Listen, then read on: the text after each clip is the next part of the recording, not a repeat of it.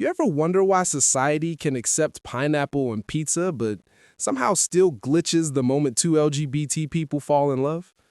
Like, people will calmly watch zombies eat humans on TV, zero complaints, but your same gender crush, suddenly it's, no, no, no, that's too much, think of the children.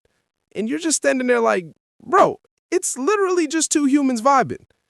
But fear is stubborn like that, especially the kind people inherit without ever asking if it makes sense. So today, you're going to look that fear straight in the face and go, okay, why are you still here?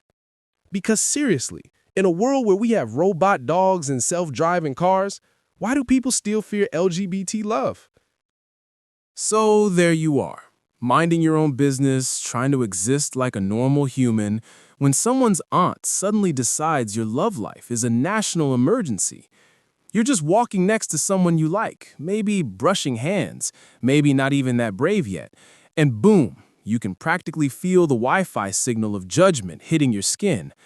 People stare at you the way they stare at a dog wearing shoes, confused, intrigued, and somehow low-key offended for no reason. And you tell yourself, relax, it's fine, but your shoulders still shrink a little, like you're breaking an invisible rule nobody actually signed. Because growing up, you learned very early that your version of love made people uncomfortable. Maybe it was a comment dropped casually at dinner, the kind adults pretend you didn't hear. Maybe it was a joke in class that everyone laughed at except you.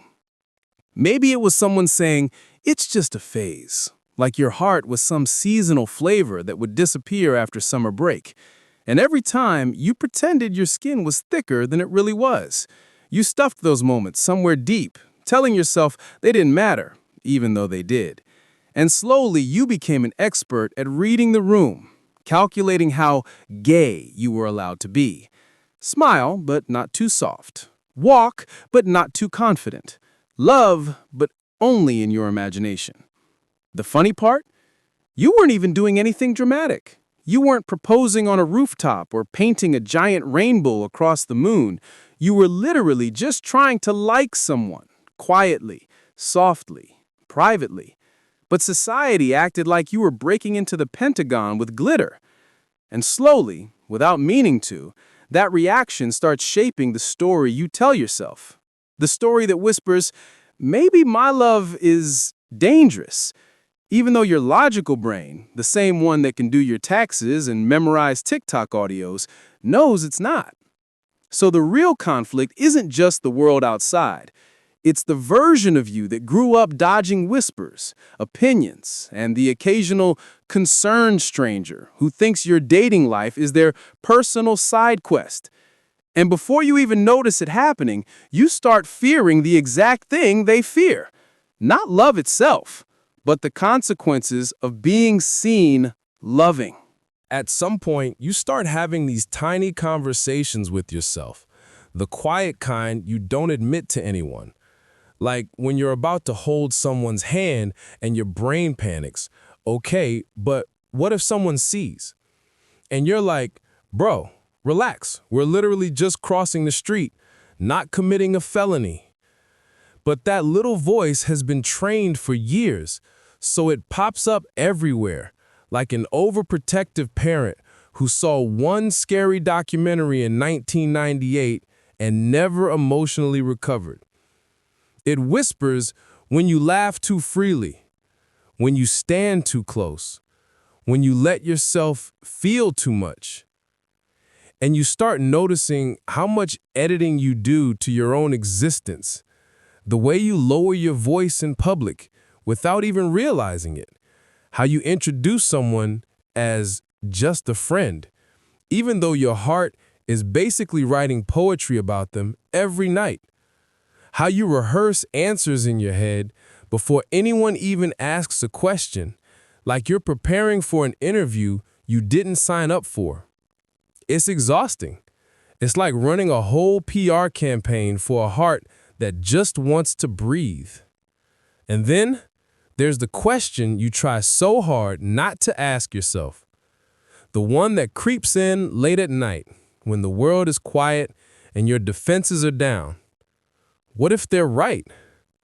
What if your love really does make the world uncomfortable? What if you were never meant to be fully seen? But then, out of nowhere, something tiny shifts. Not a big Hollywood moment, just a moment that feels warm and annoyingly honest. Maybe it's the way someone looks at you, like you're not too much, not too complicated, just you. Maybe it's a joke the two of you share that softens something sharp inside your chest. Maybe it's a hand brushing yours, and for once, instead of fear, you feel right, like your heart is exhaling. And suddenly you realize nothing about this feels wrong. Not the softness, not the honesty, not the way your pulse speeds up in a way that feels like coming home. The fear you've been carrying, the tightness, the hesitation, the shrinking, you notice it's been borrowed, inherited, planted in you long before you ever had a chance to question it. So you start paying attention to the parts of you that feel alive, to the moments where you forget to hide, to the version of you that loves without looking over your shoulder. And quietly, very quietly, you begin to wonder which version of you is actually you, and which version was built from other people's fear. And then one day, without dramatic music or heavenly spotlight, it just clicks. You look at yourself, or maybe at the person you love, and you realize something almost embarrassingly simple. The fear was never yours to carry.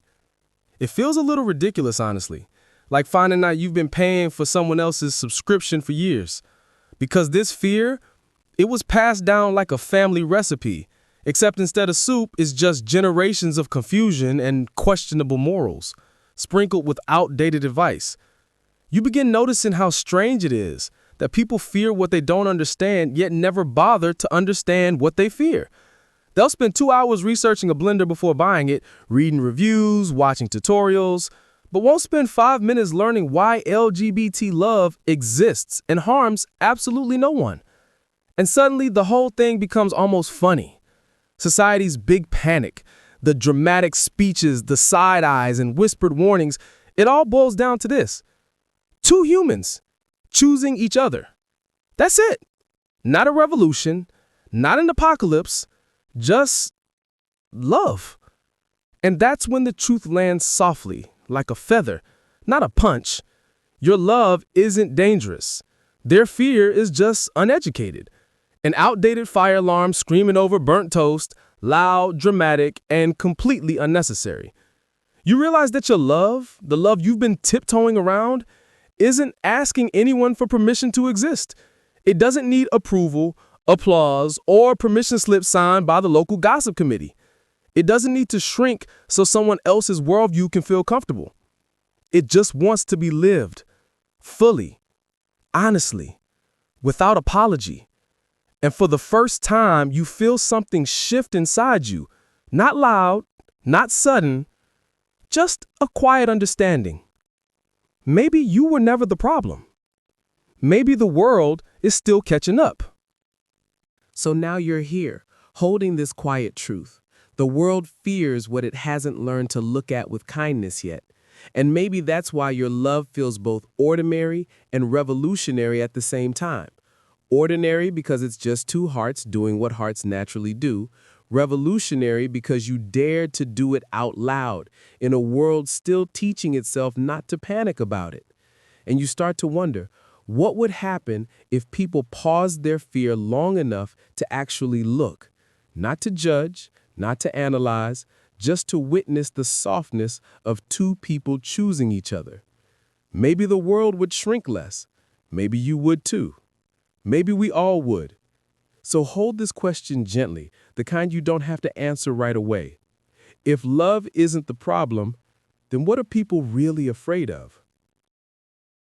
If you enjoyed this, I'm going to be posting a lot here. I would greatly appreciate it if you could subscribe. Thanks for watching.